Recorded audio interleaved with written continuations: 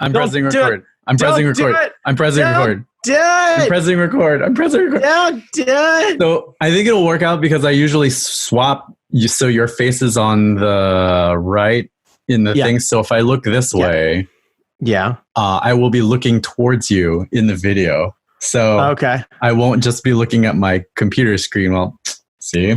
Gotcha. So normally you ignore me. But now you'll just be looking at me. I will be looking at you directly. I am off. Is that stage right? Is that where we're going? I used to know all of that stuff because of course I was a theater kid.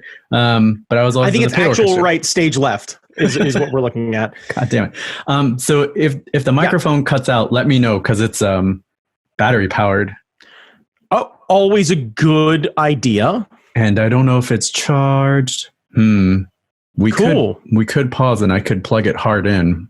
Do you want to pause it and put it hard in? I'll plug hard in. Vamp for a while. Vamp for a while? Vamp for a while. I will cut this, but I might not cut this. So we'll see. You might not. We'll see how good your vamping is. He's not going to cut this.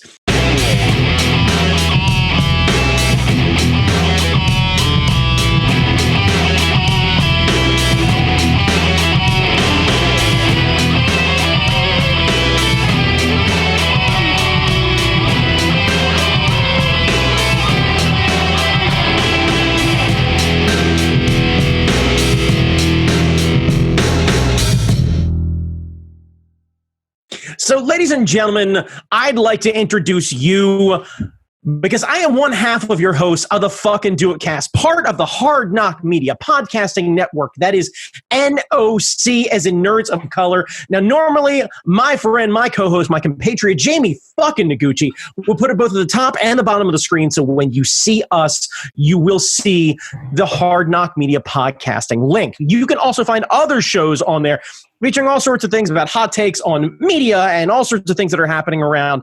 And you get a perspective. Wait. I just realized we plugged in this microphone so we wouldn't have to work off the microphone on the camera. So it doesn't matter if the camera... So I vamped for nothing. Yeah. I mean, you could have spent the last 5 minutes calling me a fucking shithead and I wouldn't know. No, ironically, Jamie Noguchi, what I actually did was I introduced everybody to the Fucking Do It Cast and reminded them that we are part of the Hard Knock Media podcasting network that is NOC as in Nerds of Color. And that you normally, and everyone's hearing this for the second time, so I do apologize, except for Jamie Noguchi, but frankly, I'm doing this for an audience of one, so I don't give a fuck. You will normally see it thanks to the kindness of a one Jamie motherfucking Noguchi at both the top and the bottom of your podcasting screen. If you happen to find us on any sort of video podcasting service, as in Facebook or Twitter, wherever the fuck you ended up finding us, you can also find us in an audio format, which is the preferred way to hear us because then you don't have to stare at this fucking face. Oh, yeah.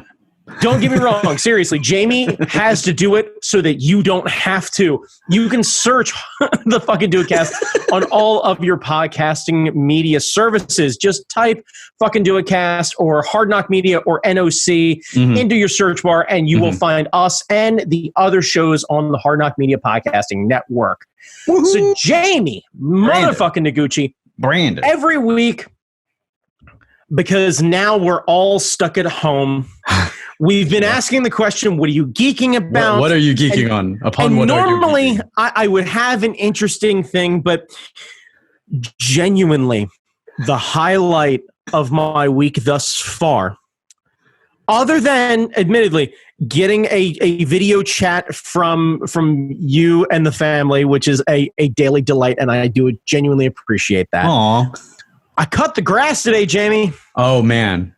I cut that grass. Cut that grass. Kids, now I understand. There's a lot of anger out there. And if you watched last week tonight, you watched about the people who were unemployed and the essential employees and everything else like that. And I'm aware that I'm making a contradictory statement. So I'm assuming at some point along the way, you'll end up looking for some things that aren't essential. So I would ask that instead of ordering from Amazon, you would order from FedEx and UPS. And this is a fucked up thing for me to say, but genuinely, we're all stuck at home. And at this point now, when you look out the window, what you see is your home. Everyone is Simba and Mufasa. Everyone. Like, you have to lean in behind the head of your pet and or your significant other and hit them with that Mufasa. Everything that you see, everything the light touches is your home. Yeah.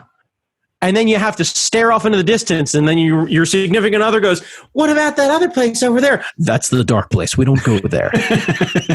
Social contracts. Yeah. Now, what we realize is that going to the dark place is actually really rad because that's where Jeremy Irons and musical theater live. And really what Mufasa's trying to keep you from doing is enjoying all of the things that musical theater brings. So you want to completely not listen to him, and you want to head right for that dark place. That aside, you're going to find yourself looking at the window, and you're going to start looking at your grass, and you're going to go, oh, God. Now I got to drag the mower out, and I got to gas the thing up. I got to go to the gas station now to go get gas. I got to be possibly near people. I got to haul it back in that jug. I got to fill that little... Stop it. Genuinely. Look. Do what I did. Do what Jamie did. A lot of other people have been doing this. It's a bit of a green movement. Buy yourself an old-style reel mower, R-E-E-L, push mower. Just like your grandparents had, or maybe your great-grandparents, depending on what generation you are. But it's healthier for your lawn. It's really good exercise, and it'll get you out, and you can be able to actually put a pair of headphones in. You don't need fancy noise-canceling ones or anything. And you can actually just go out and cut your grass. Like, listen to a podcast, like the fucking Do It Cast. Yes. Your favorite jams. Put on those albums. Now's the time, kids, to go deep diving. I saw an article about this, Jamie, something I think you and I would both appreciate, and I think we should tear into this at some point along the way in a future podcast. Comfort food albums. Ah, yeah. The idea that there are albums that you listen to, usually when you were anywhere between the age of, let's say, 17 and 24, that were your go-tos, and still now are kind of your go-tos. That sounds like a great idea. I had a different topic for today, but mine was a lot less fun. So No. Let's dig into your topic, because I think I want a little bit of preparation for that, because I don't want to just off the top of my head be like, I think I kind of like this one. Like, that's the sort of thing that if you're going to make a recommendation to other people, music's incredibly subjective, and I don't want anyone to be like, ew, you like this? Like, if I genuinely do my research and I feel confident about this and I put my opinion out there and still someone's like, ugh, God, really? Cool. I'll own that. But I'd like a little bit of preparation for that. Right. But we could do that for next week. Like our top 10. I think we do that for next week. Our top 10 or top 5 or I think top 5 comfort food albums. Okay. Like, and I would also take that if it is an artist that you'd like to throw out, because we're in the new age of music in the sense that albums don't necessarily matter that much at this point now. It's about the entirety, the body of work of an artist. But if you have an album specifically that you like to listen to front and back, what have you, now's the time to be able to tear into those things. A lot of people are fighting a lot of depression right now. They're fighting a lot of loneliness. They're having a lot of isolation. And even if you're in a home with your loved ones, you're still having a lot of trouble kind of getting used to the new normal, whether you're working from home, whether, God forbid, you're like me and you're not working at all at the moment. Look, man, I'm not going to tiptoe around it. It's a tough situation. Like I've said before, I hold no ill will toward anybody. We're all staying home. We're all staying safe. We're all going to try and make sure that this is better. And I'm doing my part by not going out and taking some job that I don't necessarily need and overexposing anybody. There are people who are genuinely in a rougher spot than myself who need that kind of work to be able to make ends meet, and they need to take those jobs. I'm not going to take that from somebody else either. Yeah. But in turn, I'm finding myself going back to some albums and just being like, cool, this reminded me of another hard time in my life, or this reminded me of a good time in my life. And I use this as a way to kind of get through everything. So now's the time to take some random activities, go out, go for a walk, go get a reel mower, order it from Lowe's. Hell, yeah. check to see if there's anybody selling things on Facebook Marketplace where you can Venmo somebody some money. You go over to somebody's house, have them leave it out on the lawn, Clorox wipe that thing down, and give somebody $50 that might really need a lot more than you do if you have the ability to. Mm-hmm. And go out and get some exercise. Do your lawn up right. Like, now's the time to really kind of clean the house a bit, work on some projects and stuff. You know, my girlfriend and I are moving in together. We're having to combine 2 houses. So it's a huge undertaking right now of like what stays, what goes, what doesn't, what's rearranging. So we've been filling the days, but it's been really frustrating in the sense of like, I feel like I should be working and I'm doing this instead. And instead of it just being like a weekend project or I did a staycation to handle this thing, no, it's like, your whole thing. I lost track. Yeah, like I lost track of the days. You and I were talking about this morning when you called me. And it was like, yeah. I didn't realize, like, when we're recording this right now, it's Tuesday. Yeah, I didn't know it was Tuesday. Like we talked at like 10:30 in the morning. I had no I thought it was Monday. I'm like, oh yeah, cool. No, it's totally fine. Yeah, we'll record tomorrow. And you're like, all right, cool. I'll see you tonight. And I was like, yep. It's sure Tuesday. Enough. Sure enough. Yeah, Tuesday all day. It's hard to keep track of days. I work from home most of the time. Yeah. And even now it's hard because when I'm working from home, I'm home alone. Like ain't no one else here. So Hazel and Audrey running around it's been weird. It's been very easy to lose days.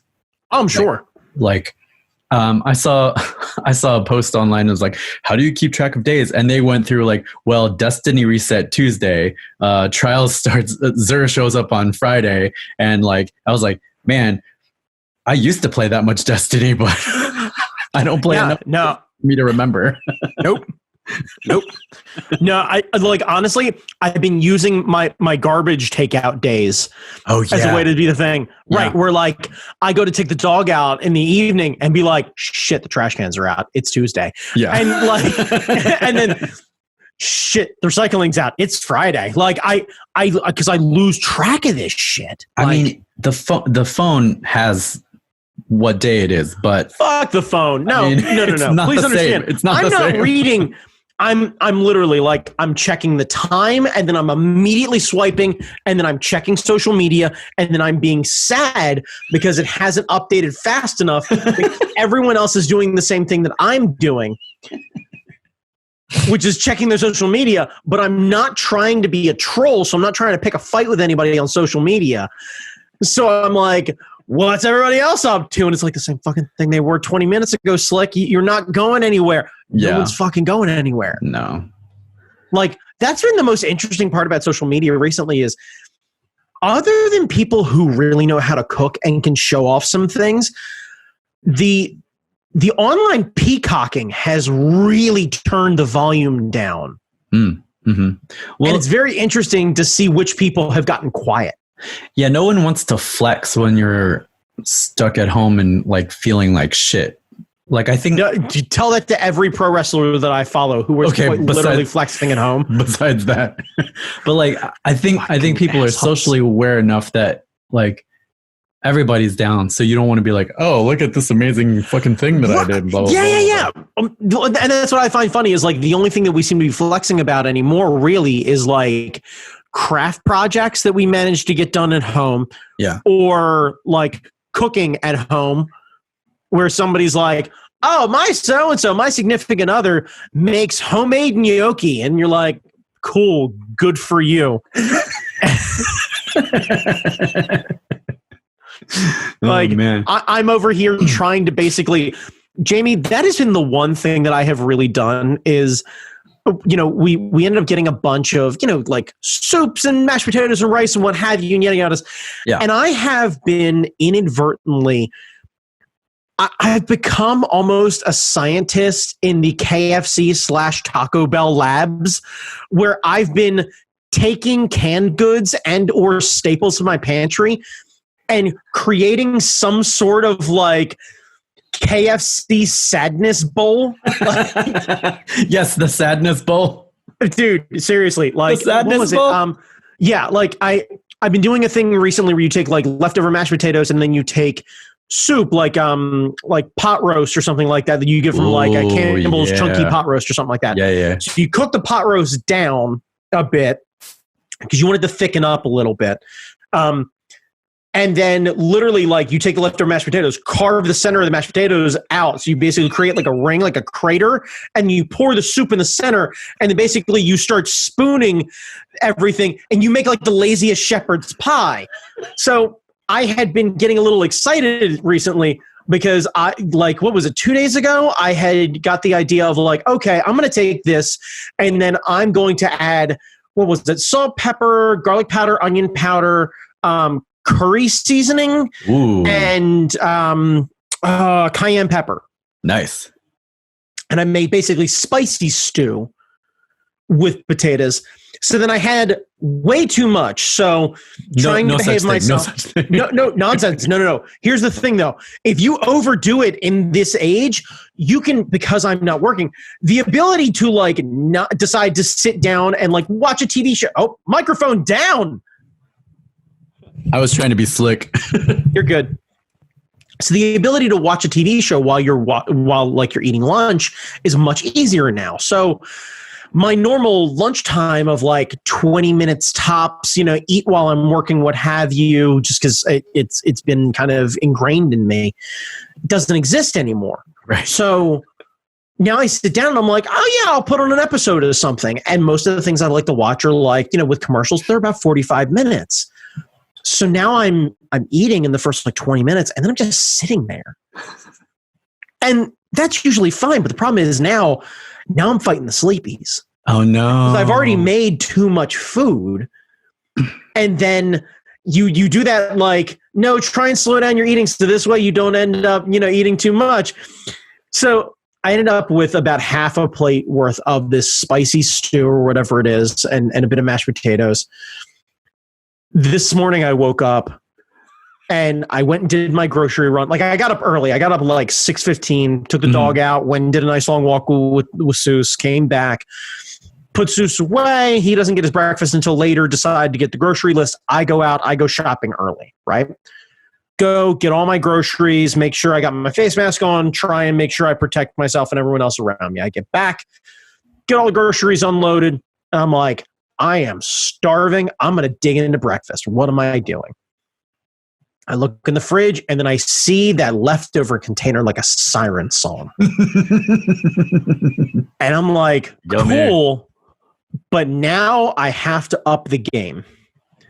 Because what I see is this hillock of creation that I know has a bit of spice to it. So I'm like, it needs toast because I think cream beef, right? Oh yeah. Shit on a shingle, right? Yeah. Shit on a shingle. Shit on a shingle, right? Yeah. So I've never heard that before. That's awesome. Like that, I think that might be a Maryland thing, especially like in Dundalk or whatever it is. Cream chip beef is shit on a shingle. Or go get that there shit on a shingle. Yeah. Right. Yeah. You go to a diner and you say, what can I get you? Oh man, let me get 2 Sonny's over, and then let's get some shit on shingle. So, right now, I've also been tearing down a YouTube rabbit hole. Now, I don't know if you're familiar with Top Gear at all. Yes. Okay, so one of the guys in Top Gear is named James May. He's the more chill, more kind of lefty one of the three. Since when they basically when they left Top Gear and they went to Amazon to go do their other show, they launched a program called Drive Tribe. And essentially it was a website and they were trying to get people to kind of come together as a car enthusiast community. Mm-hmm. As a side project of that, 2 of them started a thing called Food Tribe. Where they have been doing food appreciation things. So James has been doing a series of things about food from the 70s because he grew up in the 70s in England, and he wanted to basically explain to kids what food was like for people in the 70s, and it wasn't very good. No, it wasn't.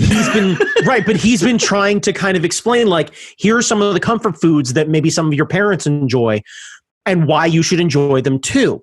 So he decided to do Spam and Beans, which I have, and this feels weird to say, I've never eaten Spam.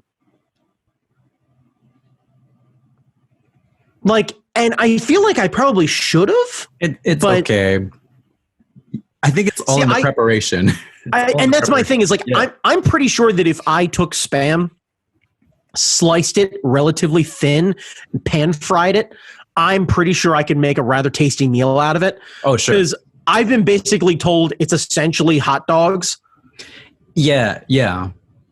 I can get behind this. In a can, right? In a can. Whatever. That I don't care about the delivery system. Like, at this point now, we're talking packaged salted meat. Like, I'm not really picky about this. Now, the only problem with frying it is that everything smells like Spam.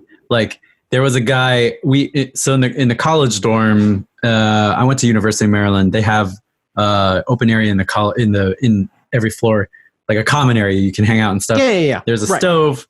No one uses it except for the one guy from the Eastern Shore who had like racks and racks of Spam.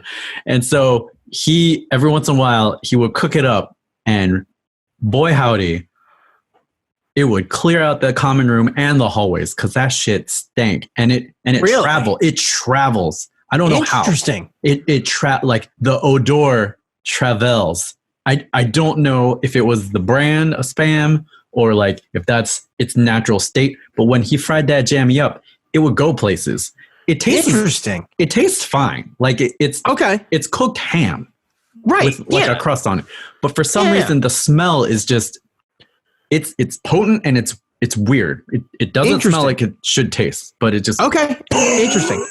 Yeah. Okay. So when he did this Spam and Beans thing, they basically take the Spam, they get it out of the container, they cube up the Spam, they throw the Spam, throw a little bit of oil in the pan in like a pot, like a saucepan sort of thing. Yeah. Throw the cube Spam in, basically brown the Spam a bit, right? Then add the beans, and we're talking not baked beans, we're talking like the blue can Heinz, like British beans. Yeah. Throw those in, let those basically cook down, and then while this is happening, you add a little of what's called brown sauce. And near as I can tell I think it's like Heinz 57 with brown gravy mixed into it. I've heard of the brown sauce. I still have no idea what it is, but I still have no idea. Like it looks like the consistency of like kind of a thick gravy, but I've been told that it has more of a like tangy barbecue saucy kind of steak saucy kind of taste to it. The brown sauce. So now they decide to make this, and then they serve it over toast. Mm-hmm. And they serve it to these kids. So James also did another one where he did canned haggis that he got from a guy. He said it was really good. He ended up making up another thing of it.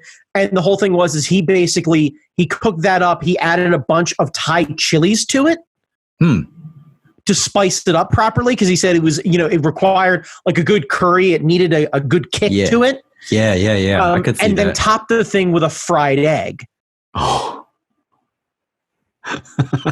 Because you get that runny egg mixed in there, kind of binding that whole thing. So me and my infinite wisdom, I think, I've seen two things recently. I've seen serving brown hillock on a top toast. And I've seen questionable meat product from can spiced properly served with fried egg. Yeah. And I went, well, I am American. So I turducken that shit and I add a fried egg atop this hillock. So I got toast going. I got leftovers reheating. I've got a fried egg just perfectly in the pan. That's the one thing I've definitely mastered, is doing a quick fried egg. Oh yeah. Like my egg skills have gotten, I'm not even going to make the pun. They've gotten really fucking good. Like I won't do it. I won't do it. Yeah. They've gotten real good. So in turn, amazing. So I, basically throw the thing atop there, everything else like that. And carve right down through that egg, watch the yolk pour down through it. I was a happy camper this morning. So that sounds fucking amazing. Brandon, we need to figure out how to do a food show because right. Yeah. Because like I feel like this has been a weird sort of thing of like, there are going to be people who are going to go, oh, don't do that. And then I think there's going to be a morbid curiosity of like me doing pantry hacks. Like I was watching another one where they showed you how to make a really good French onion soup using ramen. Okay. So I'm definitely going to try that. Like I picked up a bunch of onions this morning and some ramen. Oh man. Yeah. Yeah. So yeah, I don't know, man. Like that has been the one nice byproduct of all this is, so food what am I geeking out about? Yeah. Literally carving out my pantry and just going to town on other things and trying to basically cook my way through everything. That sounds awesome.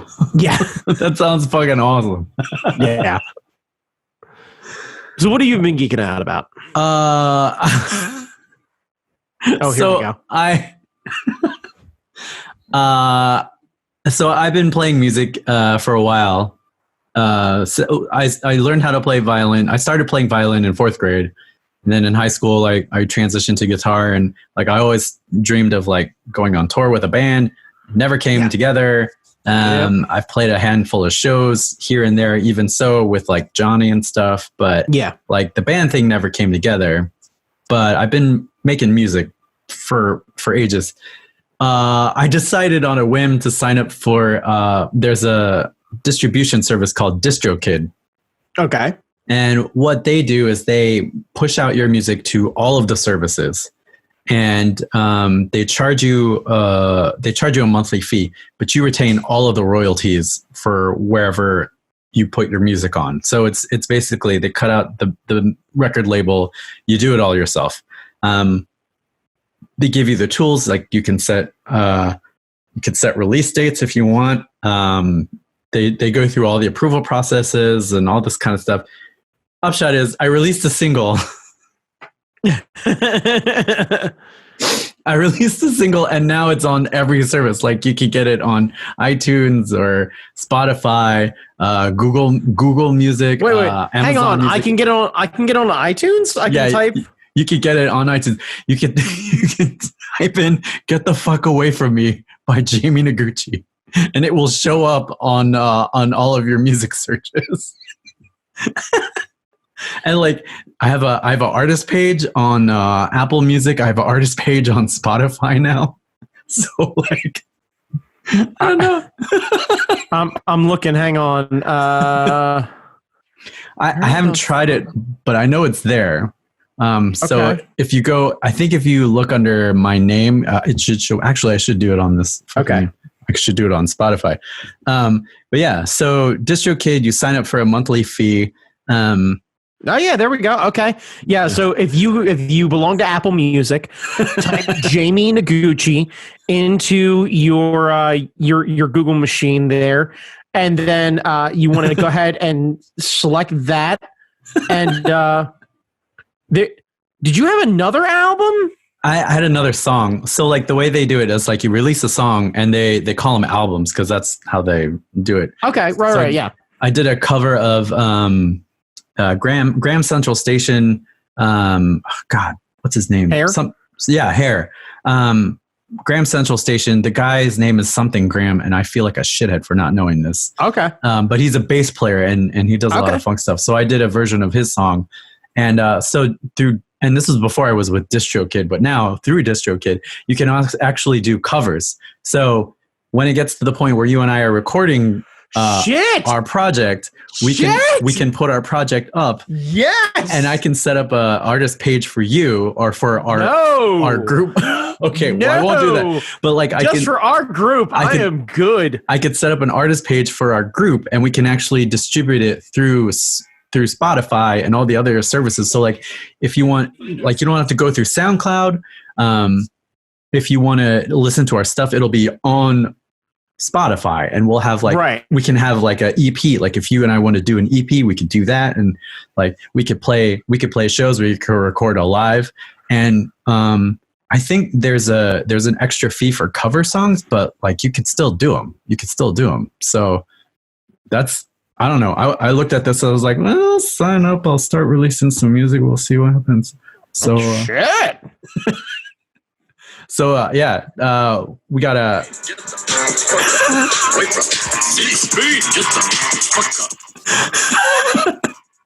And I'll post the song at the end of the podcast.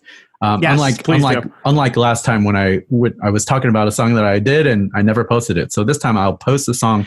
Yeah, please just go ahead and clip it right on the end of the podcast. That would be super great. Yeah.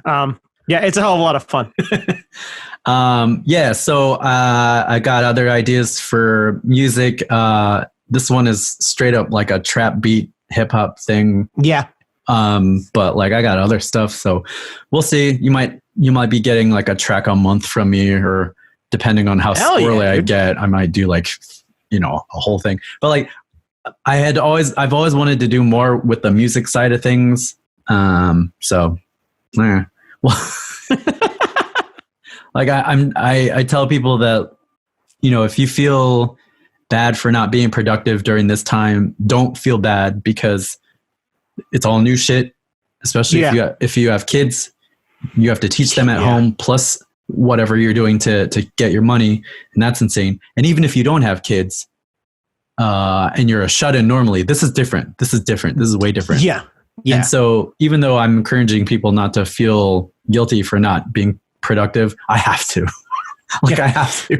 No, I get that. Be a beacon of hope for the rest of us. Yeah, like I have to put stuff out. I'm working on the Draw Right Now stuff. So like I'm working on building up that page and putting that out there again and just starting that up. So like nice. I'm trying to do a whole bunch of other shit because I don't know what else to do. So yeah. No, I get that. I totally get that. Like, I'm either on or I'm off. There's no in between. Yeah. Yes. No. Vacation doesn't work. Like, yeah. This is not off time. This is not off time. This is work time. It's always been work time. Just different coworkers now. Your family is here. They're your coworkers. Oh God. They're not your family. They're coworkers. Yeah. Just what everybody wanted.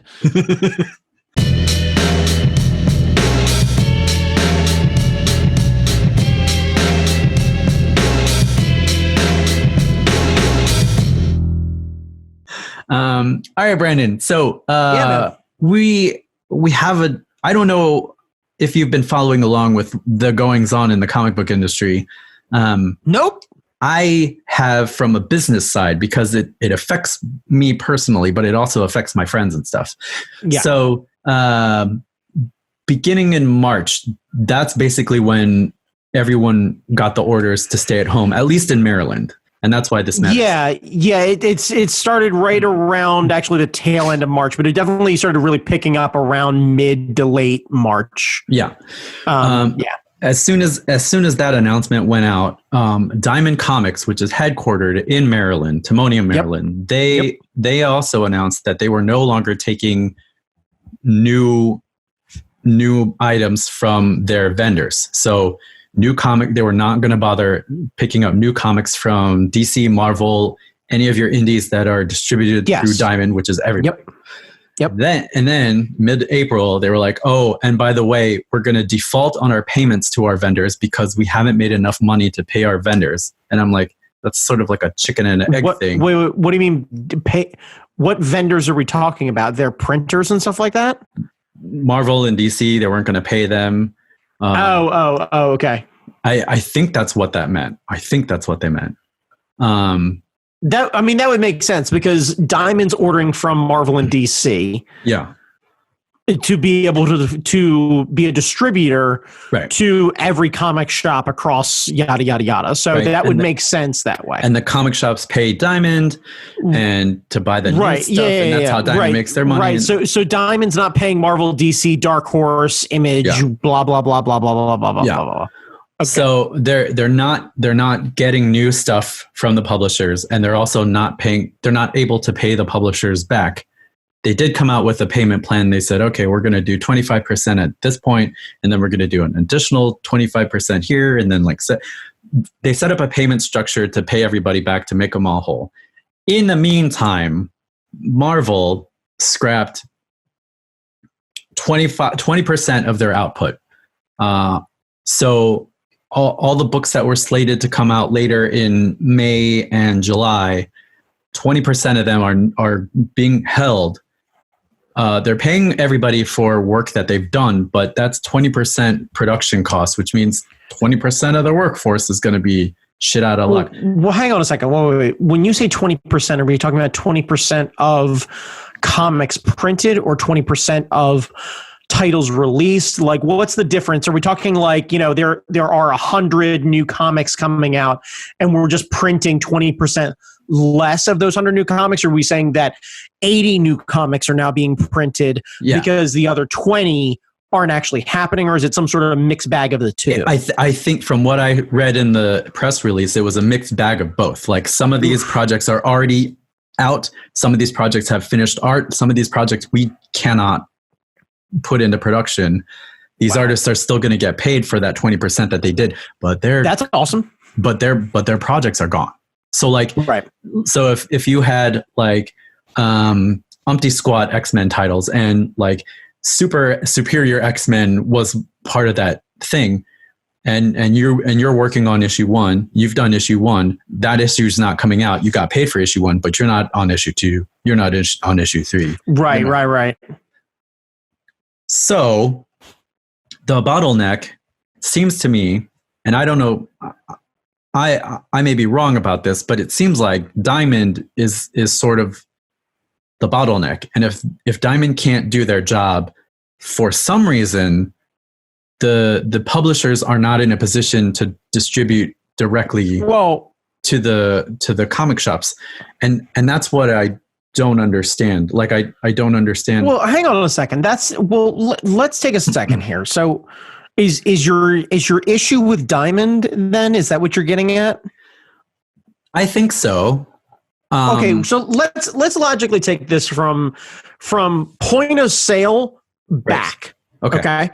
So the end result being the person you want to pick up, I don't know. Let's pick a title. Just give me a comic name. Something Marvel does. Runaways. Okay, so you want to pick up a current issue of Runaways, right? Yes. You do not have a subscription box. No. You choose that you're like, hey, I'm into this, but I don't know if I want to necessarily go pick this up. You find out that this COVID thing is happening, and you're like, fuck, I've got a little bit of disposable income. Let's say I'm a person who can work from home. I haven't lost my job. I still have the same amount of disposable income that I normally would. I would like to support comic artists. I'd like to buy this comic. Yes. Cool. Yes. All right. You would then go to your local comic retailer and you would then go purchase said comic. Correct. Now, your local comic retailer is not an essential business. Right. Okay. What do you do? I don't know because, I know. I go because like I have a shop. Like I like Phantom. It took me a while to figure out how to order online from them, which is another thing. But that's fine. I figured it out. I was able to order directly from Phantom, but it's only the current stock that they have. Like, right. I can't get this new comic that. Now, you understand how comic purchasing works, right? It's 3 months in advance.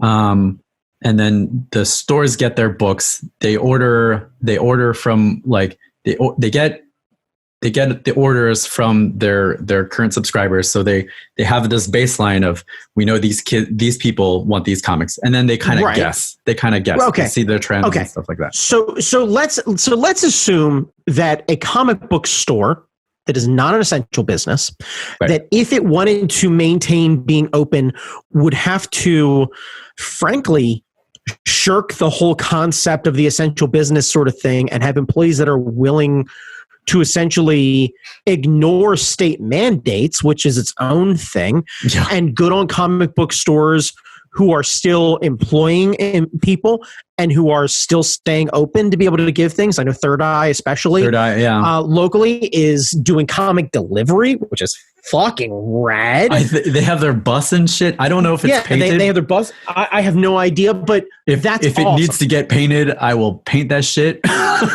So Third Eye is doing comic delivery. Okay. Yeah. So let's assume that reasonably 1 in 10 people are out of work, right? Right.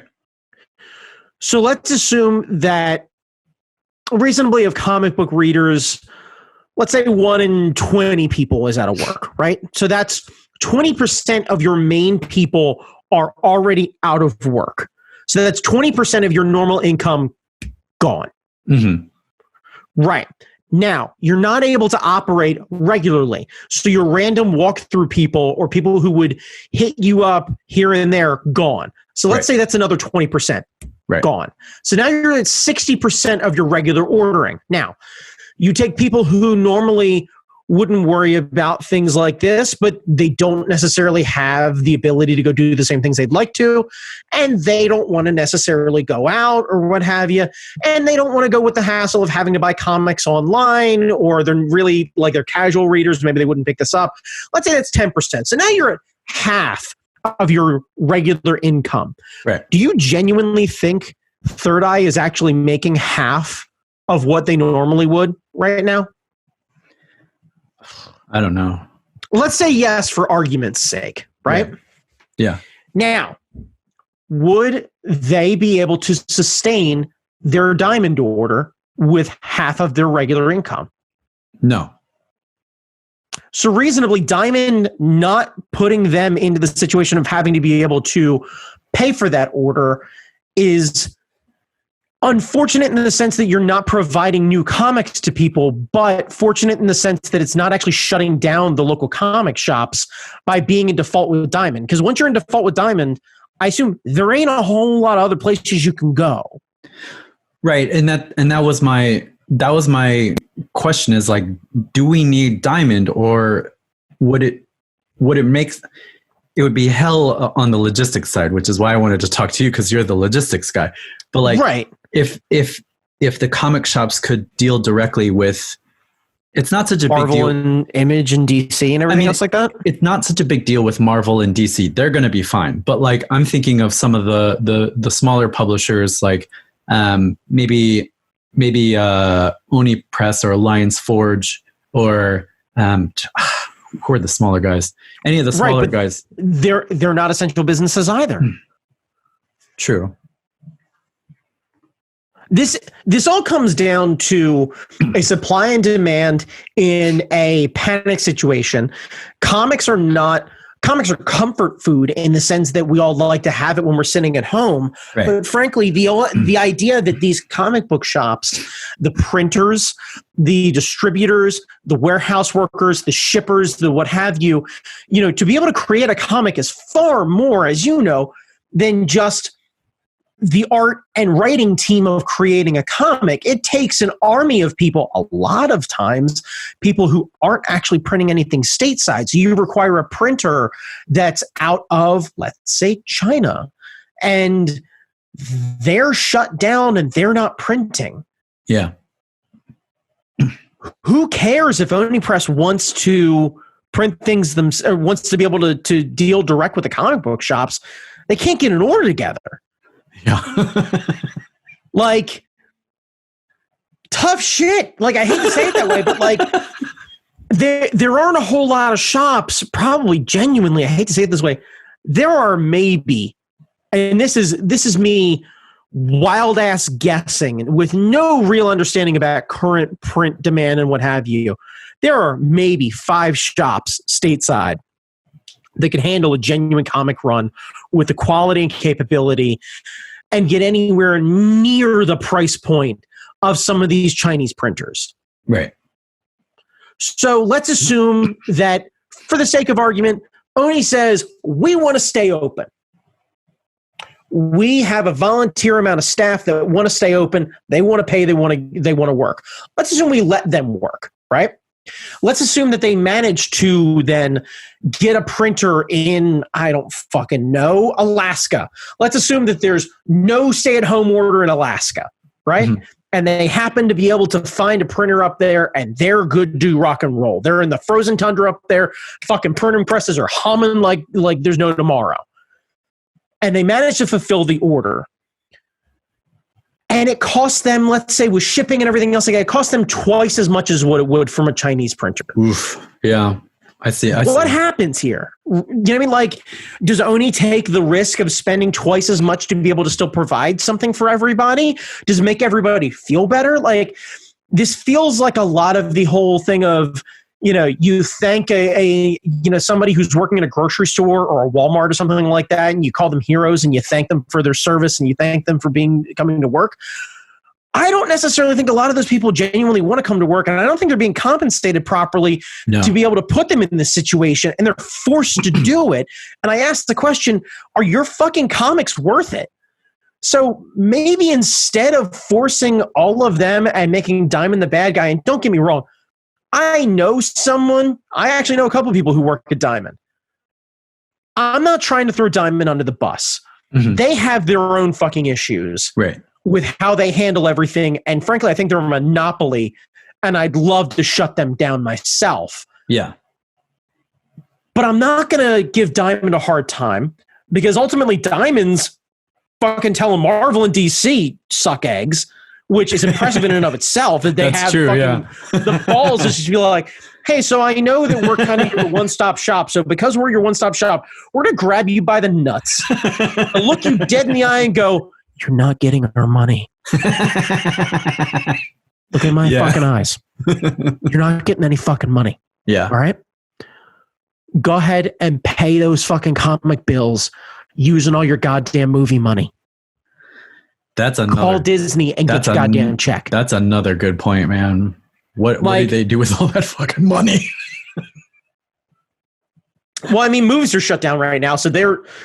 Like, Marvel's not taking in a whole lot of money right now. Basically, they're bleeding money, like every other large company out there. Yeah. So the question is, how much money are they willing to bleed to look like they're doing the right thing? So basically, what I'm hearing is it's fucked, and it doesn't matter because it's comics. Here's what I'm telling you. There are a fucking ton of comics out there that already exist. And if you're getting butthurt over the fact that you're not getting your new issue of something, calm the fuck down and go find something else to read. If you are genuinely upset that the artist that you knew, interested in, respect, what have you, got started with a title and they got their plug pulled because they were put at issue 1 and they can't do issue 2 and then some, and their project goes down the drain, I'm genuinely sorry that happened. I'm sorry that you're going to miss out on it. I'm sorry that you're not going to get a chance to see it. I'm sorry that they're not going to get a chance to create and spread their legs and what have you. Like, it sucks. It absolutely fucking sucks. But there's no sense in getting fucking angry at Diamond for this happening. And I hate to say it this way, there's no sense in getting mad at Marvel either, because they're going to compensate them for the work that they've done. Mm-hmm. But at a certain point, Marvel's not going to spend money on things that can't make any money on right now. If the first issue you put out was good and they were genuinely sold by the idea, maybe come June, July, August, maybe this thing will kick back up and you can re-release issue 1 with a variant cover and you can jumpstart this thing back up and going. Good shit is good. And I'm not saying that great shit won't get overlooked and get completely squashed and never come back. It totally will. Mm-hmm. But you're just going to have to deal with that like you've dealt with every other bit of thing that you got excited about as a comic book fan or as a sci-fi fan or as a nerdy culture fan, and either do one of two things: begrudgingly wish that it was back, or martyr the thing like your goddamn brown coat and tell everybody how fucking great Serenity is. Like, I don't know what to tell you. Yell about Firefly on the internet for a while because I don't know what to tell you otherwise. So if we can imagine a future when this is over. Yes. Do you think the current business model, the way comics are distributed in North America completely through Diamond, do you think that goes back to normal, or do you think there needs to be changes to it? Because I think there needs to be changes, but there won't be. Right. Here's the issue that I see right now. Diamond holds all of the keys. Yes. And Marvel and DC and all of the major comic creators, provided that they have a good enough deal with Diamond, why would they fuck with that? Mm-hmm. Why would Marvel or DC want to take on the headache of accounts, distribution, shipping, packaging, misorders, short orders, buybacks? Like, why would they want to deal with any of that stuff? Yeah. That's why Diamond was created in the first place. Diamond, somebody went to Stan Lee in the 70s, 60s, fuck, I don't know when. Went to Marvel, went to DC, went to all the early comic creators, all the Silver Age shit, and they went, hey, do you really want to deal with all this? Or do you just want to create the thing? Do you just want to count your checks? And I'll just buy them from bulk from you. Mm-hmm. And we can project and we can sell for you. Like, if Marvel had to sell them themselves, Marvel would need to do not only all of their marketing, right, because I'm sure Diamond does a ton of Marvel's marketing. Not really. They don't. Whatever. They don't do shit for marketing. They give you the preview book and that's it. It's on all the other companies. Then that just shows what a swinging dick Diamond is. Yeah. Seriously. Because their statement is either it's fucking good or it's not. Yeah. Now, do I think that Diamond should be more interested in putting out great comics? Yeah, I do. Do I think that they should treat the comic stores more fairly? Yeah, I do. Now, I ask the question, as someone who doesn't own a comic distributor, what does that mean? What counts as fair? Because what's fair to the comic book stores isn't actually helping Diamond's bottom line. Mm-hmm. So where's the trade-off?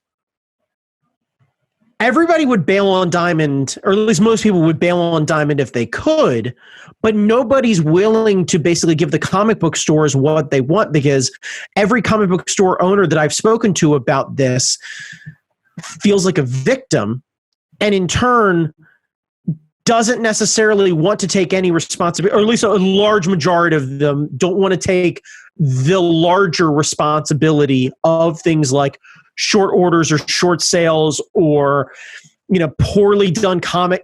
What happens if a comic gets really hyped? There's a new Batman coming out, yada, yada, yada, and it looks fucking great. Mm-hmm. And come to find out, it gets there and the story is just dog shit. And you get people who read the first issue and going, this is fucking terrible. Yeah. And they're canceling them in their long boxes. They're not interested in them. You got a ton of second issues and third issues sitting around. And you've had to make this decision, like you said, 3 months in advance. So who eats the second and third issues? Does the store eat it? Do I, as a comic distributor, eat it? Do I go back to the artist? Do I waiver my relationship with DC and go, how fucking dare you hand me this dog shit ass comic? Do I, as a distributor, have to then be the police of the comics industry? And do I have to then pre-read everything? I see this thing come out and I go, this is fucking terrible, and I'm not ordering any of it. And the comic book stores who are doing business with me are going, hey, so we really like this. We think this is going to be rad. And I have to go to them and go, I'm not ordering that thing. Then they go where? Do they not order it? Do they tell their customers no? Or do they go back to Diamond? Like, where's the line here of public opinion versus retail sales versus whatever? Like, a distributor has to kind of draw a line in the sand to go, look, man, you ordered it. Don't order shit you don't want. How does it work with, well, I don't know if you knew this, but like, how does it work with book stores? Like, it's been working for bookstores somehow. Well, I guess maybe not since. To my understanding, it's very similar. It's just comics, because it's a monthly sort of thing. Imagine if you ran a bookstore, but the majority of what your product was magazines. Mm-hmm. That's essentially a comic book store. Oh, that's true. Yeah. This is why a lot of, when you go into places like there's no like news sort of magazine shops or news shops or whatever it is like there used to be. Yeah. They live in airports right now. Right. There's a reason for that. Like you go to a Barnes & Noble, magazines are what? One section? Mm-hmm. And it's not even nearly as big as it used to be. Yeah. It used to take up a full wall. Now it's like half a wall. Yeah. So, and how often do you think Barnes & Noble actually moves everything? And Barnes has the ability to order bulk, get a huge discount, negotiate with the publishers, printers, distributors, whole nine. And they're able to pull inventory from one store and send it to the other. And they got comics. Like genuinely, the thing, and I think I said this before, the thing that comic book stores could do in theory, if they wanted to, was set up an organization as a nonprofit sort of thing, and they basically create their own sort of comic book union, and they list their inventory online, and they have the ability to move product from different parts of the country. You want to battle Diamond? That would be rad as shit. You put out there to some sort of nonprofit, and the idea is as orders come out, right? So you treat it almost like Kickstarter or like Venmo or what have you, where this middle person, this union organizer, whatever it is, excuse me, they basically say, okay, I'm in New Jersey and I ordered 100 copies of this first issue of Batman and it is not fucking moving. Yeah. But for some reason in Baton Rouge, it's moving like fucking hotcakes. And this guy, instead of going back to Diamond and increasing his order because he's not sure whether or not he wants to do it, he places a one-time order through everything. Now, the guy in New Jersey takes a loss. Right. Bear this in mind. Sure. But ultimately, this guy in New Jersey is going to take a loss anyway. So if the guy in New Jersey says, okay, I'll sell them to you, you bought them for, let's say, as a round talking point, $1 an issue. I don't know how much comics actually go at cost for, but I'm picking $1 is just a nice round number. Yeah. So let's assume that this guy in Jersey bought them from Diamond at $1 an issue, right? He's got, let's say, 400 copies hanging out there. Oh, God, poor sucker. Right. What? I don't know. Yeah. Let's say he's got 400 copies hanging out there, right? Yeah. He then throws up the idea of, hey, these aren't moving. I'd like to keep 25 copies for myself. I've got 375 copies available for anyone else. I'd like to try and recoup some of this. This place then says, hey, we've got this many copies. The guy in Baton Rouge says, I'll take 200 of them. I'll give you 70 cents. And the union place takes 10% of that total thing. So the guy in Jersey gets 60 cents an issue. Now, is he taking a loss? Yes. Yeah. Is he taking less of a loss than he probably would if he kept all of those issues? Probably. Because then the question is then, is it worth it? Does this nonprofit, like if every comic book store paid into a monthly thing of saying, hey, for the store, it costs us, I don't know, let's say $30 a month to buy into this as a store, as a base income, and then they take an X percentage of every sale. They take, I don't know, 2% of every sale or 6% of every sale. Yeah. As a processing fee. I think that could work.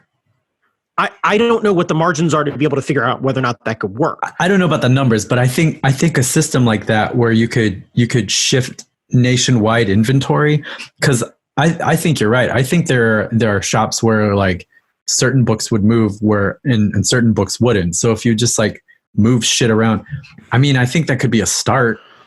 I don't know. I genuinely don't know. Like, I don't know if anyone's willing to spend the money, because really what you need is some sort of like inventory system that lives and exists, and you need to be able to create everything. And, you know, these individual comic book stores would have to upload their inventory into this national database. They'd have to basically say, hey, I've got X number of comics set aside. Mm-hmm. I don't know how any of that works. I don't know if it needs to be some sort of like Facebook Marketplace sort of thing where just people post individual sales, or if it needs to be a consignment sort of thing, which is essentially what we're asking, is some sort of consignment program that creates a middleman and essentially takes all of your unsold inventory and basically puts them out there. I'm unclear on whether or not anyone or any program or what have you has the ability to do this. Like, I'm sure there are inventory management software, but it's hurting cats, because you're asking X number of thousands of individual comic book retailers to take responsibility not only for their inventory numbers, but also sales and shipping. Mm-hmm. And then some sort of guarantee that basically says that, you know, hey, if you dick us over in this order, the union basically goes after you about this, and the union makes you whole on this order if for some reason they're out. And then what? They kicked this other store out of the union with how many misses? Is it a like, hey, you fucked up 3 orders, you're out? Or is it a, you fucked up 1 order, but it was 1 order for $500 and you're out? Like, where's the line there to be able to make it fair for everybody to be able to work? Yeah, I mean, I've got a pretty decent understanding of inventory and logistics and movement of product, but like, you don't want to be responsible for that. The reality is, and this is me like really going inside baseball, to have an inventory system that manages all that sort of thing, you're talking about $100,000 software program. Yeah. For sure. Which means just getting in the door. Like, you could always do the like, oh, you could use a spreadsheet. No, you couldn't. Mm-mm. No, you couldn't. Like, you need the ability to basically create vendors, and like, near as I could tell, I think what you would need ultimately would be somebody who's willing to buy back old comics and let them be able to do that. Yeah. So they would warehouse stuff that you can't get rid of. Yes. They would house it, and then they would be like, I've got these available. You know. It essentially creates it's a consignment warehouse. So the idea is you would then send them to this place, and this place would then do a couple things. It would say, hey, we will try and sell your stuff and pay you back a percentage of the total net amount. You could, in theory, set a threshold where you would say, hey, if it ends up being anything under 25 cents an issue, fuck it. Most people, probably what they'd end up doing would be able to say, look, move it, get the fuck out of my warehouse.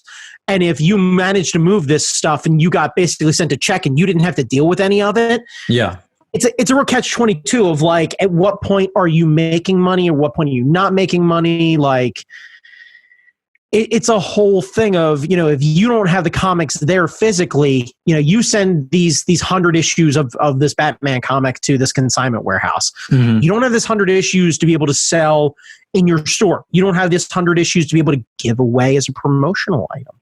Yeah. Like, you know, what happens? Do you end up, you know, we're a year down the road and the consignment warehouse hasn't been able to move your inventory. Yeah. Right? And now they can't move them for anything under, let's say, 25 cents an issue. Mm-hmm. At 25 cents an issue, this is before they take their cut. At 25 cents an issue, you could give these things away as promotional material on Free Comic Book Day. Yeah, I mean, I think there would need to be a threshold when the warehouse takes ownership of it, and they have like their own fire sales on the side or something like that, where like people people can come in. But how many goddamn comic book stores have long box sales like this, where they just have fire sales and they have back rooms just full of fucking inventory? Like, this is the dangerous part. Like, this is why I would never join in this business. I have lost track of how many comic book stores I have been to, or how many comic conventions I've been to where I've seen just a sea of long boxes. And by the way, Jesus fuck, can we stop storing comics in the most inappropriate box humanly possible? You do not need a filing cabinet with no genuine structural support to support literally way too much weight in books. It's the most foolish thing I've ever heard of. Christ, I can't with that shit. If you can also revolutionize the way comics are stored, you'd have a 1-2 punch.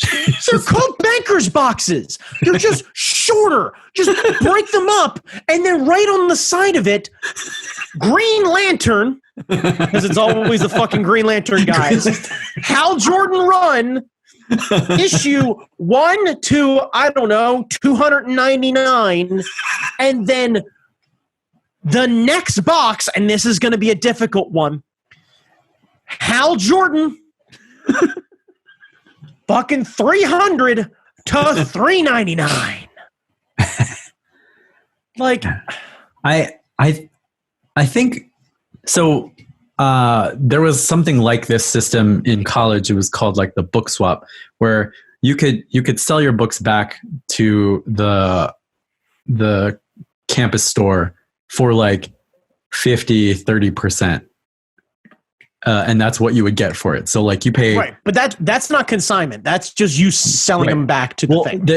Then there was another group that I was with, the public interest research group, and we would host the book swap. So like you could list your book for what you thought you could get, and then people could come in and say like, well, I'm willing to do this, and then right, so you could do that. That's a consignment sale. Yeah, so that consignment system worked pretty well, and students were really happy with that because they didn't get their full amount back, but they got something. So instead of getting $20 for $100 book they bought at the beginning of the year, maybe they got $50, which is half. Right. But they felt more whole than they would have selling it directly back to the school, because the school is going to rip you off.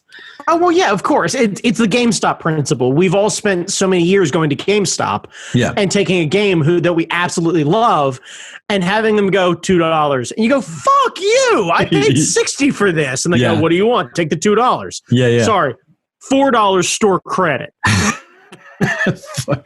Which, by the way, store credit. That's the way they get you. Yeah, that's the way that this business really works. Yeah, it's the store credit. Because if you are a comic book store and you had the ability to look through their inventory, and you could get, let's say, for 100 books, you could get $50, or you could get $100 worth of store credit. Yeah, that's how you go. Yeah, I don't know. I think a system like this could work with. I don't know how to set it up, but I think comics are a losing industry, and I think until they go back to newspaper print and they just seriously cut the actual cost of creating comics, it'll be a losing industry no matter what. I think it should be newspaper print or graphic novels, and that's it. The idea of spending $4+ for an incredibly expensively created comic book that will never recoup its full cost is foolish at best. I think it's a fool's errand. I kind of agree with you, which is kind of why I was so happy that Jeremy pitched this book that we worked on as a collection, because it's coming out as a collection first. So it justifies the higher quality print. I agree with you. Like single issues, Hazel tears through them like they're cottage cheese. Everybody does. It doesn't matter how nice the print is. It doesn't matter if it's newspaper or the high gloss that Marvel moved to. She doesn't give a shit. If it's a collection, she spends more time with it. She doesn't like eat it like it's a fucking mushroom. I agree with you there, definitely. That like no one needs singles. No one needs singles. I've been fighting this forever. Yeah. And I get the idea of like, it's one of those, I can't figure out if it's a chicken or the egg scenario. People who are super into comics are so used to the single issues that they feel the need to get this episodic television. But Jesus Christ, have we not learned anything? Has Netflix taught us nothing? Binge watching's the way. Well, and singles used to have one story. They had one story. They don't do that anymore. Now it's all a continuation. It's so you might as well get the fucking trade. Yes. Yeah. Like, you want to know why old serial comics used to work in the newspaper? Because there wasn't anything fucking exciting else going on. Yeah. And you got it daily. And you got it daily. Right. But like, you know, you reading the Phantom and fucking no surprise you're fucking into this like 4 panels of comic. Yeah. Because you got this little bite-sized bit and you're like, fuck, I love this. Yeah. It ain't good. He threw a punch in panel 4 and the next one you see the guy's face go like, Right. Yeah. Yeah. I agree with you. I think I think the industry needed to move to trades way sooner than it has. The traditional book publishers, that's the way they're doing it. They're getting like all the YA books that the traditional publishers are like the book publishers are doing. They're buying graphic novels. They're buying graphic novels. They're not buying singles. They don't give a shit about singles. They're going the graphic novel way. You know, I agree with you there. Like in Japan, you can get a 600-page booklet for $5, and it's got 600 pages of comics on shit newspaper. It's so bad they just get colored newsprint because you know that's the ink that they had on hand that day. But that's how they read them, and then you get these nice collections that are put together, better paper, you know, better binding, color inserts and stuff. I kind of think you're right. I kind of think they need to go that route. Yeah, of course they do. Like it's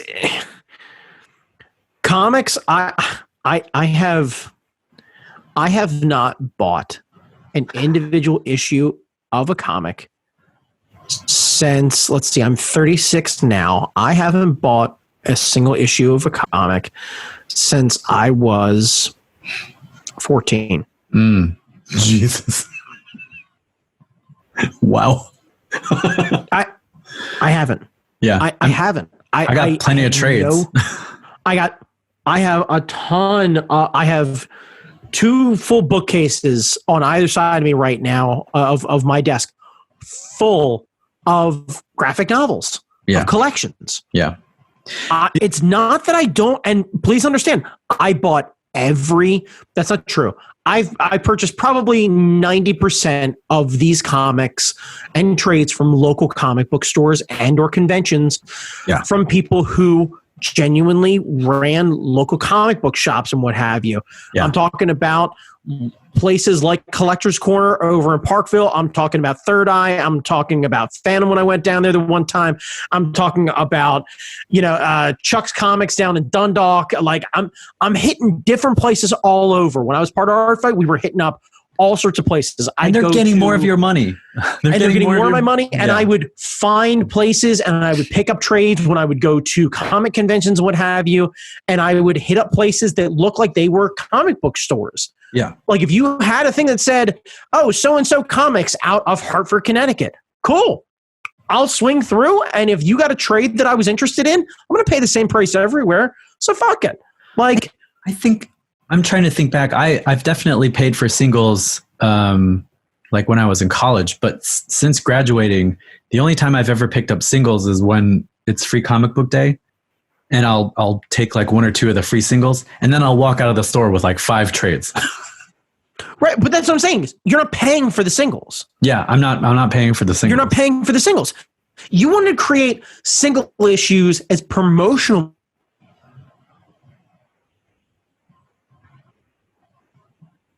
material. That makes sense. But I think everything froze. Oh no! Power through this thing. Yeah, keep going. Can you hear me now? Yeah. Okay. Yeah. So I think singles as promotional material makes total sense, but anything past that, it's on the nice way to put it. It's masturbatory. On the other side of it, it's masochistic. Like it is kind of masochistic. Really is. Yeah. Like stop it.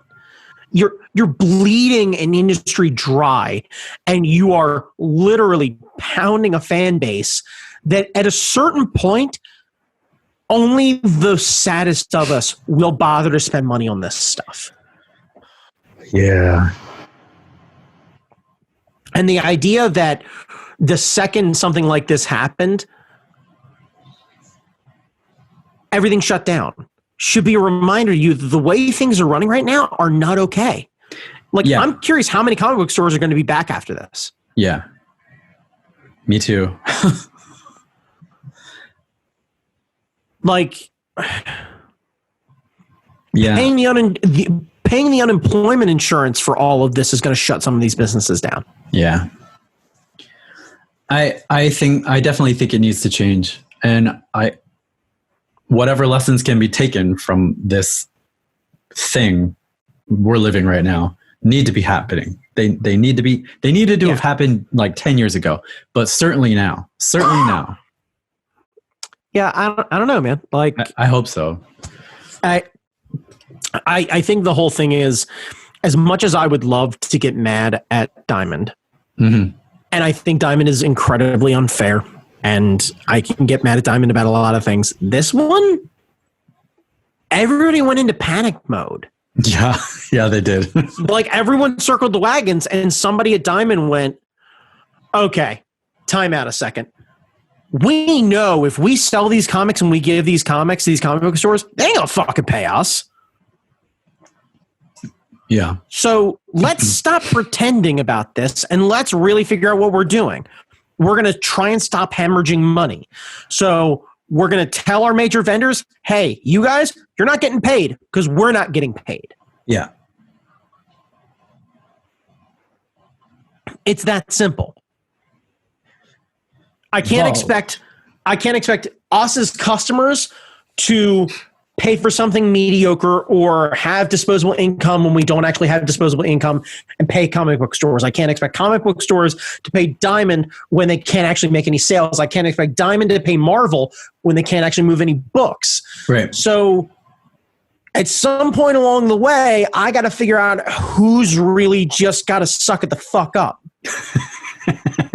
Yeah. And if it's the House of Mouse, I don't feel so bad. I got to be honest with you. That's true. Yeah. I'll protect a corner comic book store before I'll protect Disney because Disney's going to protect itself. Yeah. So I think the only thing to really take out of this is, like, if you have a local comic book store like Third Eye that is still delivering and you have the ability to spend money, and I know you're hearing about this, like, support small business. This is another one. If you got the ability to do it and you've got some downtime or whatever it is, cool. You should do that. You should totally have Third Eye place of delivery. You should totally contact Phantom and have them send you some books. Like, you should totally do that. I think that'd be really rad of you. Yeah. Because they can use the income right now. Believe me. But I beg of you, because I'm sure there's a whole corner of the fucking internet who's butthurt like there's no tomorrow about this. Don't take it out on the comic book stores. Don't take it out on Diamond. Like, we got a bazillion other things we can fight Diamond about. This ain't it. Yeah. Yeah. This ain't it. Like, I'm sorry. Like, from my logistical standpoint, I don't know where the magic money comes from.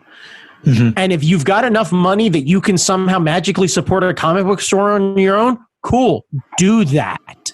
And grandstand about how you absolutely have to have the new Conan comic right the fuck now. Cool. Be a minority number one. Be a minority of one, maybe four. Like, you and the other three sad dudes can all get together and have yourself a Corona party. Conan. Like, I'm good. I'm good with that. Like, genuinely, fuck it. Like, yeah. Okay. Fucking message the artist and have just Venmo them just the cash directly, and they'll just send you the raws. They'll send you the digital files. Fuck it. Yeah. Sign up for their Patreon. Yeah. Sign up for their Patreon. Fuck it. Like, because I don't know what else to tell you. Yeah. Yeah. Find the artist, hook them up. Marvel can go screw. Now is the time that if you got the ability and your comic book store can do it, start checking out some other things. Start asking your comic book stores what else they recommend. Hey, I read this and this and this and this and this and this. can you think of anything that I should be reading? Hell yeah, you should totally enjoy this. Or have you ever went back and done a deep dive of this? No, I haven't. Cool. We've got it in stock right now. I'm sorry that we don't have the new ones. Would you be interested in placing an order for these trades and let us know what you think? Yeah. Yeah, because there's a lot of stuff on Fandom's website that I've never seen in their store. It's just like, holy shit. I imagine that if you went on to a comic book store's website and they had the full inventory of everything in the store, the amount of, like, if you just said select all and just looked at their inventory, the page counts, let's say there's 35 items per page. Yeah. I'd almost guarantee you there's probably the better part of 100 pages for a small comic book store. God, I can't find it. But yeah, there is this, I went on the Fandom website. There's a manga where all of the Ultraman villains are reincarnated as schoolgirls. You told me about this, yes. And I had no idea it existed, and it's adorable, and they're really cute, and I would not have found that in the shop because they wouldn't have put that on the shelf because it's for an audience of one. Right. But, so, yeah. But now instead of looking for a new comic of someone you already knew, you're now branching yourself out. Yeah, for sure. Like, when your favorite artist dies, you're forced. I'm not talking about comic book art. I'm talking about like a musical artist. Mm-hmm. You think so-and-so's real good. Cool. Well, they did an interview and they said, these are the artists that influence me. Well, shit, I had no idea. And now you're going through a back catalog and you're learning what they stole from other people, what their influences are, why they sound the way they do. And you're going, fuck, this is super good. And then you start digging down that rabbit hole. And next thing you know, you're listening to classic fucking doo-wop stuff because you're like, I had no idea that so-and-so was interested in yada yada. Like, it just... Well, because I really like Bruno Mars. Well, Bruno Mars stole a whole bunch of shit from fucking, like, from everybody. From Ray Charles. And like there's a whole song on fucking Bruno Mars' first album that sounds like a goddamn Ray Charles song from the Blues Brothers soundtrack, The Shake a Tail Feather. And then you could go back and listen to Ray's catalog, and then you're like, well, fuck, Ray's really good. And then you're like, well, fuck, I need to learn Ray's story. Well, now all of a sudden you're watching a fucking Jamie Foxx movie. Thanks, Bruno Mars. Like, yeah. Maybe do a little back research and spend this time broadening your interest. It doesn't, like, I'm not saying that your interests have to be a mile wide and an inch deep, but they also don't have to be a fucking well. Right. You can genuinely enjoy a goddamn, like, Loch Ness of interests and still have a good time. Yeah. There's a ton of comics out there. Go find your Nessie. You got to search through a lot of fucking comics. Find your Nessie. Find your Nessie. Find your Ultraman schoolgirl comic. Yeah. Jamie found it. So cute. It's so cute. Jamie didn't know about that Venn. Like, genuinely, take a second and just go, what's my Venn diagram? Yeah. Yeah. I like dumbass Kevin Smith jokes, and I sure as shit love Spider-Man, but I've never read Deadpool for some fucking reason. Boy, howdy, now's the time. Yeah, I might as well.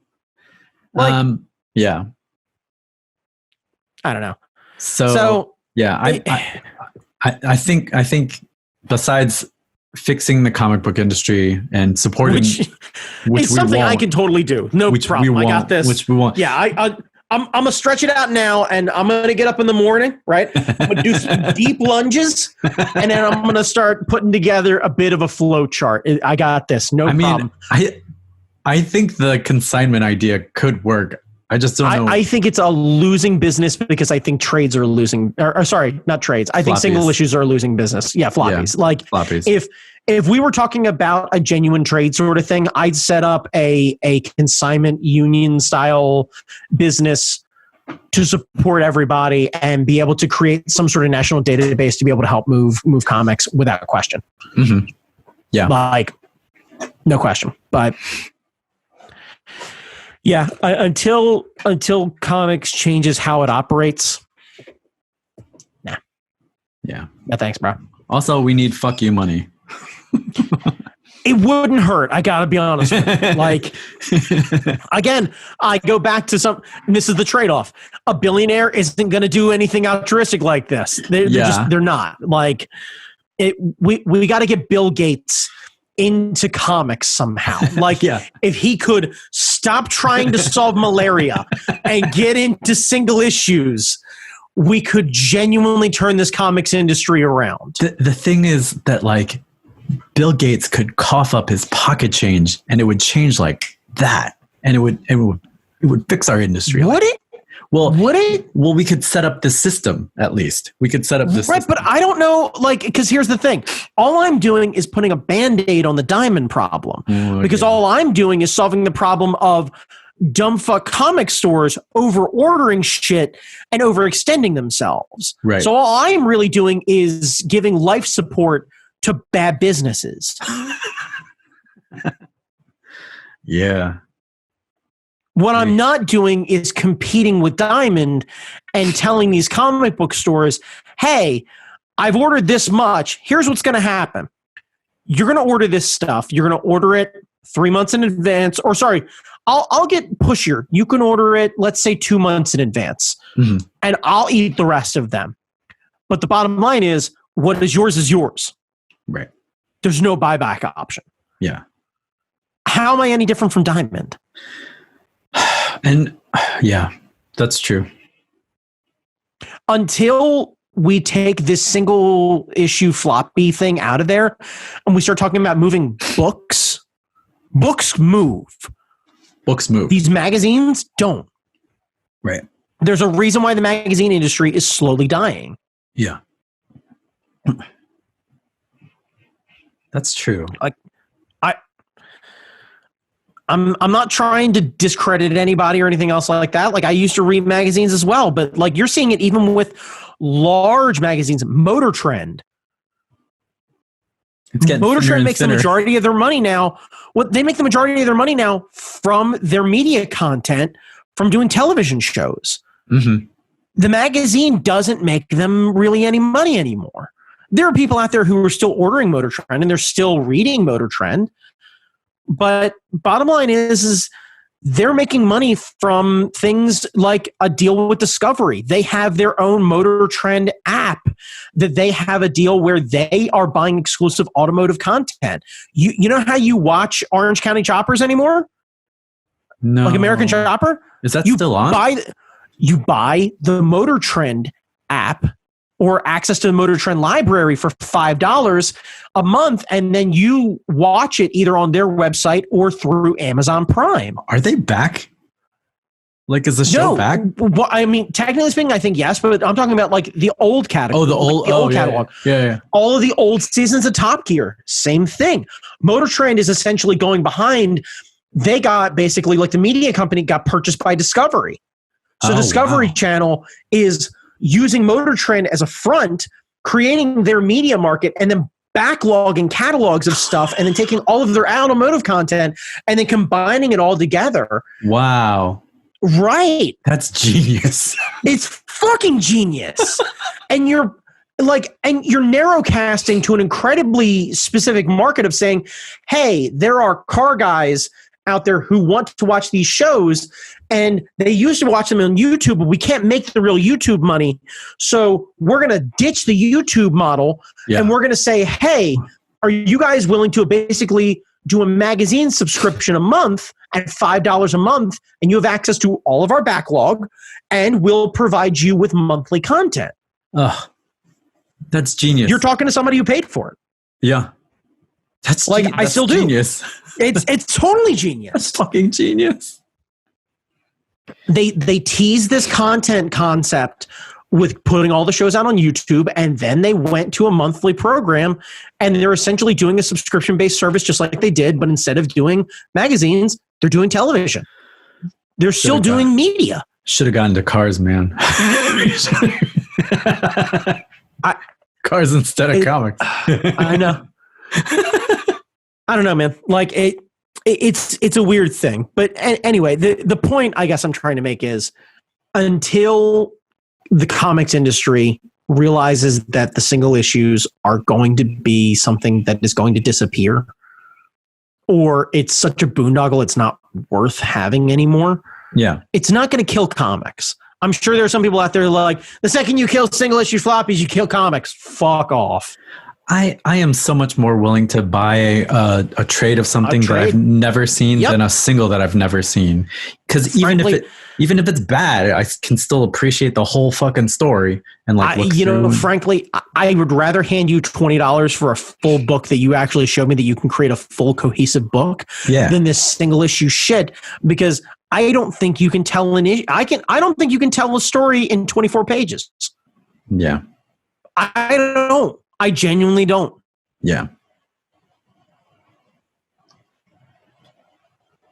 Nope. So get the fuck out of here with that. Leave the single issue shit. Leave the 24 pages. Leave the staple comics to the people who are at SPX. Oh, yeah. Leave them to the small press people. Yeah. I will buy a single issue off of someone at SPX for sure. Sure. Yeah. Yeah, that's different. That's different. Let floppies be the sign of an indie creator who doesn't have the bandwidth or capability to get a book deal yet. Mm-hmm. I like that. Let that be the calling card of somebody who's genuinely got the hustle. You want to do that? Sure. But I will never, from this point until the end of my days, spend money on single issue comics. I have no interest in it. I don't care how good it is. Until you're willing to tell me that it's a full, complete story, I'm not interested. Mm-hmm. I don't watch episodic television. I binge watch everything. Especially now. Seriously. God. If I know things are on every week, I still won't watch until it's done because I want to watch the whole thing. I don't want this half a story shit. Mm-hmm. I don't watch American Idol. I don't watch the fucking Bachelor. I'm not interested in you giving me this bullshit like fucking reality TV cliffhanger stuff. Fuck off with that. Tell the story or get the fuck off my dick. Like, tell the story. So, in turn, anyway, don't beat up on Diamond. Don't beat up on the comic book stores. If you want to beat the fuck out of Marvel, so long as you're backing my play, be my fucking guest. I'll gladly hold your flag. Like, I'm good with it. But yeah, with the way that the market is set up right now, with the way that everything happened, I think everybody circled the wagon, and I think unfortunately this is the best option for everybody. Unless we were all willing to stay open and all willing to spend money like we normally would, okay.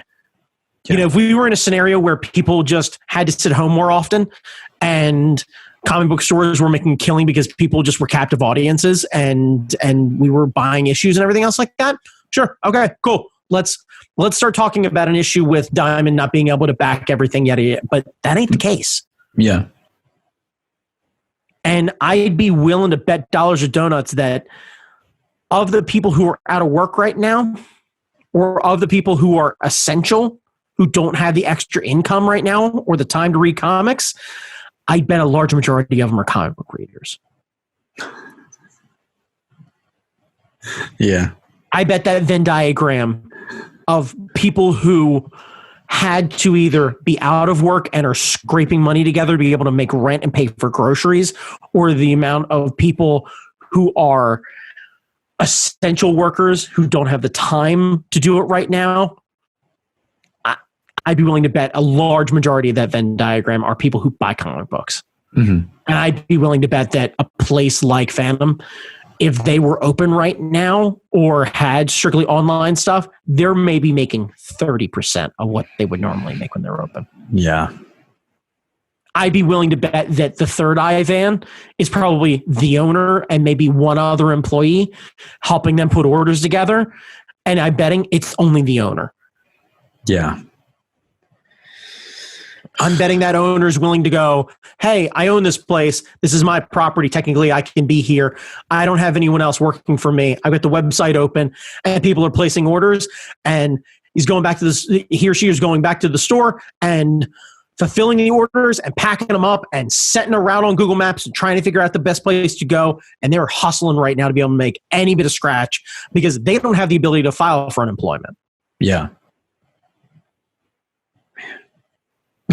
I hate all of this, Brandon. Dude, this is the way it works, man. This is the way we're set up. Yeah. So, I mean, like I said, genuinely, if you have the ability to support some of these small businesses, you should totally do it because these people are probably hustling more than they ever have.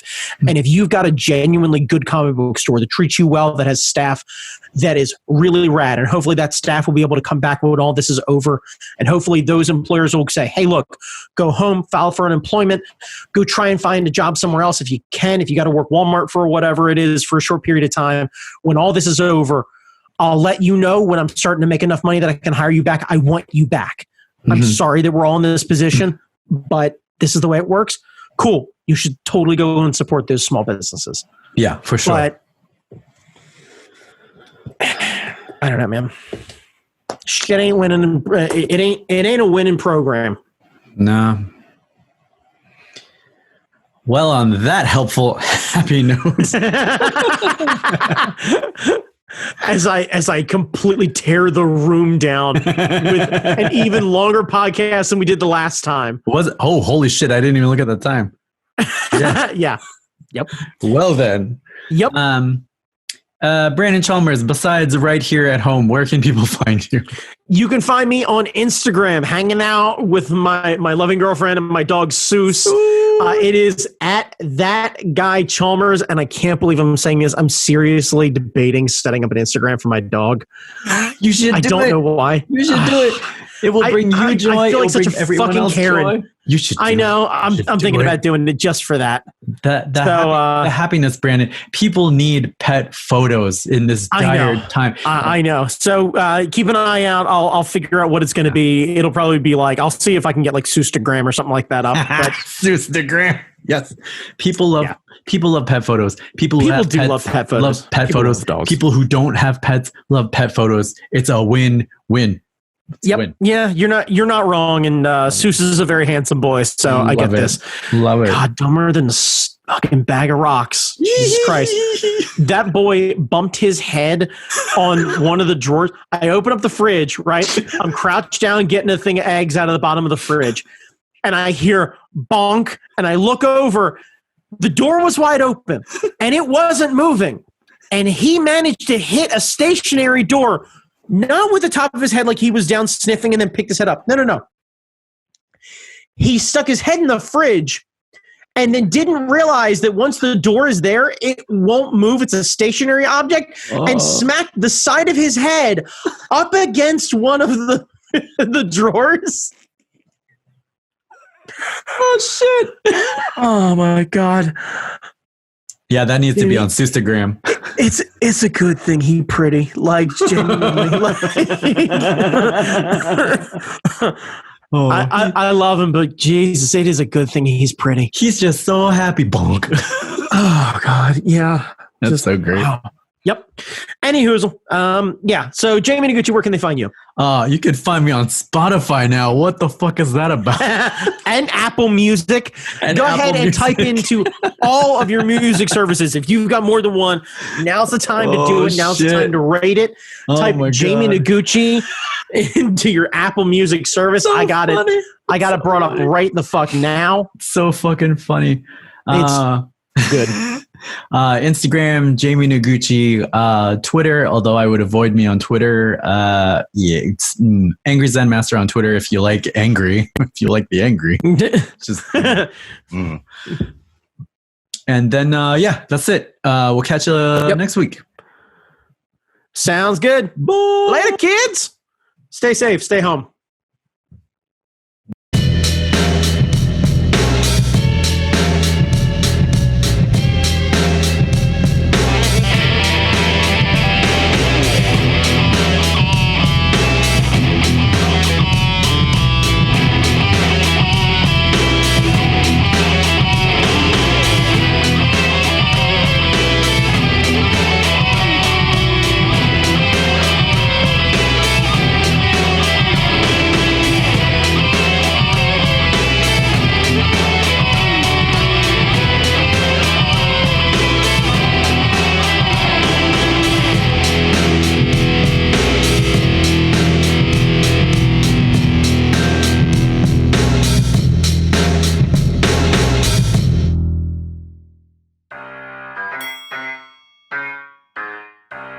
It's 2020, and we find ourselves socially distancing from each other to flatten the COVID-19 curve. But some people don't get it yet.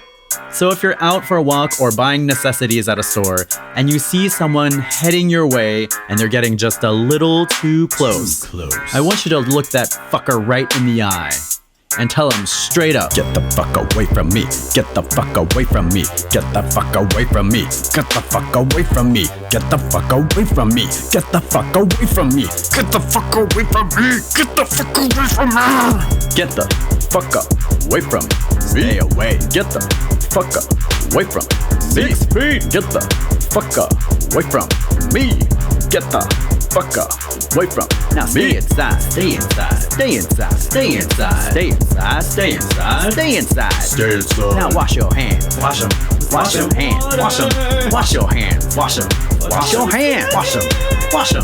Get the fuck away from me, get the fuck away from me, get the fuck away from me, get the fuck away from me, get the fuck away from me, get the fuck away from me, get the fuck away from me, get the fuck away from me. Thank you for listening to this public service announcement. Remember, this is not a hoax or some liberal plot. This is some serious shit. So stay safe and keep your grandma alive. Good night and good luck.